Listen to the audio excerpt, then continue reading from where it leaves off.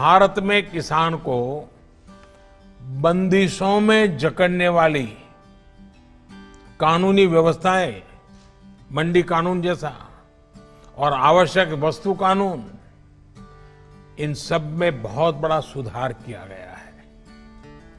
इससे किसान अब बाकी उद्योगों की तरह पूरे देश में मंडियों से बाहर भी जहां उसको ज्यादा दाम मिलते हैं वहां अपनी उपज बेच सकेगा।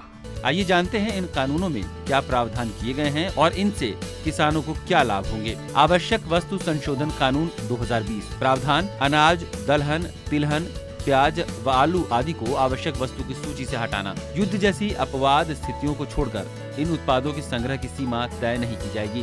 भ्रम: असामान्य परिस्थितियों के लिए तय की गई कीमत की सीमा इतनी अधिक होगी कि उसे हासिल करना आम आदमी के वश में नहीं होगा। बड़ी कंपनियां आवश्यक वस्तुओं का भंडारण करेंगी, यानी कंपनियां किसानों पर शर्तें थोपेंगी, जिससे उत्पादकों को कम कीमत मिलेगी। हकीकत: कोल्ड स्टोर व खाद्य प्रसंस्करण उद्योग में निवेश बढ़ेगा, क्योंकि वो अपनी क्षमता के अनुरूप उत्पादों का भंडारण कर सकेंगे। इससे किसानों की फसल बर्बाद नहीं होगी। फसलों को लेकर किसानों की अनिश्चितता खत्म हो जाएगी। व्यापारी आलू व प्याज जैसी फसलों को भी ज्यादा खरीद करके उनका कोल्ड स्टोर में भंडारण कर सकेंगे। इससे फसलों की खरीद के लिए प्रतिस्पर्धा बढ़ेगी और किसानों को उनके उत्पादों की उचित कीमत मिल पाएगी। लाभ: कृषि क्षेत्र में निजी व प्रत्यक्ष विदेशी निवेश को बढ़ावा मिलेगा।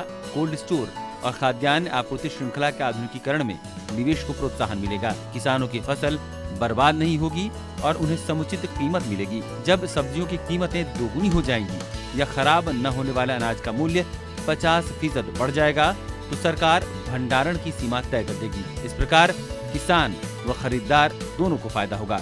इस वर्ष मैंने जो है लगभग अपना 20% जो सेब है वो कॉर्पोरेट सेक्टर में दिया है और वहाँ मुझे जो है काफ़ी फायदा हुआ है। इस वर्ष बिल जो आया है उसमें एमएसपी कहीं से हटाया नहीं गया है।